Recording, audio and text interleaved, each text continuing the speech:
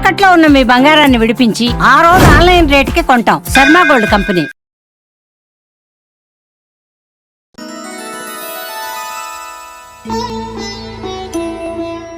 గురుగారు, శ్రీ విశ్వవసునామ సంవత్సరంలో కన్యా రాశి వారికి ఎలా ఉండబోతుందండి? ఆదాయం విషయంలో కానీ, వ్యయం విషయంలో కానీ, అవమానం, రాజపూజ్యం.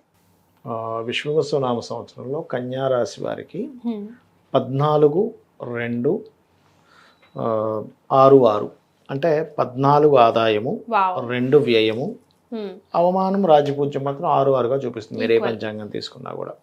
అయితే ఇక్కడ రాజపూజ్యం 6 వస్తే ఓకే, కానీ అవమానం 6 వస్తే ఒప్పుకోరు. అంటే అబ్బా నన్ను అవమానించే వాళ్ళు పెరుగుతున్నారంటే ఎవరికి ఇష్టం ఉండదు. కాబట్టి ఈ కన్యా రాశి వారికి అవమానం తగ్గాలి అంటే మనకి కుజుడి దగ్గర దీపారాధన చేయడము, దగ్గరలో ఏదైనా ఆంజనేయ స్వామి ఆలయం కానీ, సుబ్రహ్మణ్య స్వామి ఆలయం కానీ ఉన్నట్లయితే, వెళ్తున్నట్లయితే దాని ప్రభావం తగ్గుతుంది. అసలు దేని వల్ల మనం అవమానానికి గురవ్వాల్సిన పరిస్థితులు వస్తాయి గురుగారు? గొడవ వల్ల, ఎక్కువగా గొడవ వల్ల వస్తుంది. అంటే ఆఫీస్లో సిబ్లింగ్స్ తోనో, లేకపోతే ఏదైనా వ్యాపారంలో వచ్చే పార్ట్నర్స్ తో వచ్చే గొడవ వల్ల ఇట్లాంటివి ఎక్కువగా ఉంటుంటాయి మెయిన్గా చెప్పాలంటే. అదొకటి. అయితే ఇంకా మిగతా అంశాలు కనుక చూసుకుంటే వీళ్ళకి లగ్నంలో ఇంతకాలం నుంచి కేతు నడుస్తున్నాడు. విశ్వవసునామ సంవత్సరంలో కూడా ఉంటాడు, కానీ 3 నెలల తర్వాత లగ్నంలో ఉండే కేతు 12లోకి మారిపోతాడు. మారడం వల్ల ఇంతకాలం నుంచి వీళ్ళకి ఏదైతే కొంచెం డిప్రెషన్గా ఉండేటువంటిది ఏదైతే ఉందో దాని ప్రభావం తగ్గుతుంది. అంటే తెలియని ఒక డిప్రెషన్, వైరాగ్యం ఉంటుంది చూసారా, అవి వైరాగ్యం ఖచ్చితంగా తగ్గుతుంది. మెయిన్గా ఎఫెక్ట్ చేసే ఇవేంటి గురుగారు వీళ్ళకి గ్రహాలు? వీళ్ళకి ఎక్కువగా ఎఫెక్ట్ చేసేటువంటి గ్రహాలు అంటే ఒక్కొక్క గ్రహం మారుతున్న బట్టి ఉంటుందమ్మా. ఇప్పుడు మేజర్గా మనకి ఏంటంటే ఏదైనా కొత్త సంవత్సర ఫలితాల్లో 4 మేజర్ ప్లానెట్స్ తీసుకుంటారు ఎవరైనా. శని కర్మకారకుడైన శని, జీవకారకుడైన గురువు, కాలానికి మోక్షానికి కారకులైన ఛాయాగ్రహాలైన రాహుకేతువులు. మిగతావన్నీ నెల నెలకి మారిపోతూ ఉంటాయి, రవి కానీ ఇవి కానీ. అయితే కేతువు ఎప్పుడైతే మీకు 12లోకి మారిపోతున్నాడు, ఇక్కడ రిలీఫ్ ఏంటంటే వీళ్ళకి ఫస్ట్ రిలీఫ్ ఆ డిప్రెషను ఇవి తగ్గుతుంది. స్ట్రెస్ఫుల్ లైఫ్ అనేటువంటిది తగ్గుతుంది, పూర్తిగా తగ్గిపోతుంది.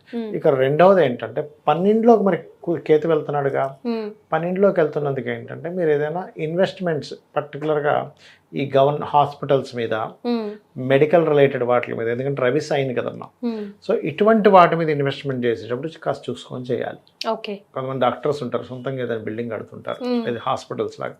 అలాంటివి ఇన్వెస్ట్మెంట్ చేసేటప్పుడు, కట్టేటప్పుడు మనం ఎంత కడుతున్నాము, ఓవర్గా ఏమైనా ఎక్కువ మిషనరీస్ తెప్పిస్తున్నాము. ఒక్కోసారి చాలామంది నేను చూస్తుంటా, డాక్టర్సే వాళ్ళు ఏదో 2-3 హాస్పిటల్స్ కట్టామండి, మాకు ఓవర్ ఎక్కువ అయిపోయింది, ఆ లోన్స్ కట్టలేకపోతున్నాము, అనుకున్నంత రిటర్న్ రావట్లేదు అంటుంటారు. కాబట్టి మెడికల్ రిలేటెడ్ సంబంధించిన ఇన్వెస్ట్మెంట్ చేసేటప్పుడు చెక్ చేసుకోవాలి, ఇది మెయిన్గా చూసుకోవాలి.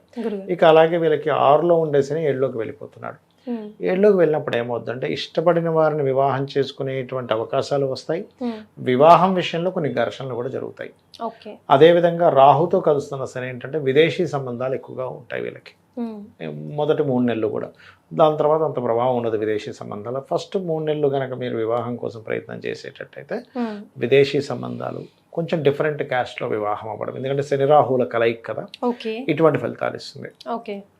అలాగే ఈ దశమంలో గురువు మారుతున్నాడు. ఇన్ని రోజులు 9లో ఉన్న గురువు దశమంలోకి వెళ్ళిపోతున్నాడు. చాలా మంది ఏమనుకుంటారు 9, 5లో ఉంటేనే లగ్నాన్ని చూస్తాడు కదా, మరి పక్కకు వెళ్ళిపోతే గురుబలం తగ్గింది అనుకుంటారు. మీకు లగ్నం మీద గురుబలం తగ్గింది, కానీ ధనభావం మీద గురుబలం పెరుగుతుంది. ఎప్పుడు అంటే ఏంటి, ఫైనాన్షియల్ హౌస్ని చూస్తున్నాడు గురువు. ఎప్పుడైతే చూస్తున్నాడో అక్కడ ఫైనాన్షియల్ గ్రోత్ ఇస్తాడు. మీకు మాత్రమే కాకుండా మీ యొక్క జీవిత భాగస్వామికి కూడా ఉద్యోగ అవకాశాలు రావడం.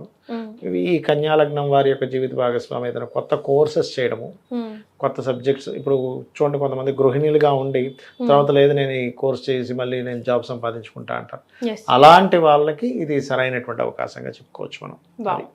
ఇక సంతానం కోసం ప్రయత్నం చేసేటువంటి వారికి సంతానం విషయంలో, రెండవ సంతానం కోసం ప్రయత్నం చేసే వారికి అయితే ఉంటుంది, కానీ 1-2-3 నెలలు కొంచెం IVFలు, IUIలు చేయించుకునేవారు కొంచెం చూసుకొని చేసుకోవాలి. కొంచెం 3వ అధిపతి నీచ కాబట్టి మొదటి 3 నెలలు కొంచెం ఎవరితోనైనా కమ్యూనికేట్ చేసేటప్పుడు, మాట్లాడేటప్పుడు కొంచెం ఈ జాతకుల యొక్క సిబ్లింగ్స్ ఉంటారు కదా, వాళ్ళు కొంచెం జల ప్రదేశాలు వెళ్ళినప్పుడు జాగ్రత్తగా ఉండాలి. ఎందుకంటే సిబ్లింగ్ కారకుడికి జలగండం చూపిస్తుంది ఇక్కడ. ఓకే. ఎందుకంటే 3, 8 అధిపతి కుజుడు నీచంలో ఉంటున్నాడుగా, జలరాశిలో నీచపడుతున్నాడు. అందుకని ఈ విషయంలో జాగ్రత్తగా ఉండాలి. ఇక వ్యాపారస్తులు కూడా మొదటి 3 నెలలు కొంత జాగ్రత్తగా ఉండాలి, ఎందుకంటే లాభస్థానంలో ఉంటున్నాడు కాబట్టి ఇవి చేసుకుంటుంటే సరిపోతుంది. ఏప్రిల్, మే, జూన్ వరకు ఆల్మోస్ట్. వీళ్ళు ఎక్కువగా వెంకటేశ్వర స్వామి ఆరాధన, దుర్గాదేవి యొక్క ఆరాధన మంచి ఫలితాలు ఇస్తుంది వీరికి చెప్పాలంటే. సో ఈ రెమెడీస్ ఫాలో చేసుకుంటూ ఉంటే సరిపోతుంది. ఎడ్యుకేషన్ పరంగా లైక్ కోర్ట్ కేసులు కానివ్వండి, లేకపోతే పొలిటికల్ లైఫ్ లీడ్ చేస్తున్న వాళ్ళకి కానీ ఎలా ఉంటుంది గురుగారు? ఒకటి ఏంటంటే అమ్మ, పొలిటికల్ వాళ్ళకి బాగానే ఉంటుంది, పెద్ద ఇబ్బంది ఏమి ఉండదు. ఎడ్యుకేషన్ పరంగా కొత్త కోర్సెస్ చేస్తారు వీళ్ళు, కొత్త కోర్సెస్ చేయడము, ప్రాపర్టీస్ ఏదైనా కొనుగోలు చేయడం. ఎందుకంటే చతుర్థాధిపతి దశమంలో ఉన్నాడు, మరొక కేంద్రంలోకి వెళ్ళాడు. ఎప్పుడైనా ఒక 4th లార్డ్ కనుక దశమంలో ఉంటే వాళ్ళు ఖచ్చితంగా ప్రాపర్టీస్ కొనుక్కుంటారు, ఎందుకంటే తన స్థానాన్ని తను చూసుకుంటున్నాడు. 4th లార్డ్ 4000 ఆస్పెక్ట్ చేస్తున్నాడు, అప్పుడు ఏమవుతుంది, ప్రాపర్టీ వచ్చి తీరుతుంది అక్కడ. అదిగాక గురువుకి ఆస్పెక్ట్ పవర్ కూడా ఎక్కువగా ఉంటుంది. సో తన ఓన్ హౌస్ని తను ఎప్పుడైతే ఆస్పెక్ట్ చేసుకుంటున్నాడో, కొత్త సబ్జెక్ట్స్ నేర్చుకోవడము, కొత్త విద్యలు నేర్చుకోవడము, ఆధ్యాత్మికమైన విద్యలు నేర్చుకోవడం, ఇట్లాంటివి కూడా కలుగుతాయి. ఎస్. సో ఓవరాల్గా చూసుకుంటే కన్యా రాశి వారికి ఎందులో ఏ రకంగా చూసుకున్నా కొంచెం బాగానే ఉంది చెప్పాలి. ఒకవేళ అటు ఇటుగా ఏమైనా డిస్టర్బెన్స్ వచ్చినా కూడా మీరు చెప్పిన రెమెడీస్ ఫాలో అయితే సరిపోతుంది. సరిపోతుంది. చాలా సంతోషం గురుగారు, ధన్యవాదాలు. శ్రీమాత్రే నమః. శ్రీమాత్రే నమః.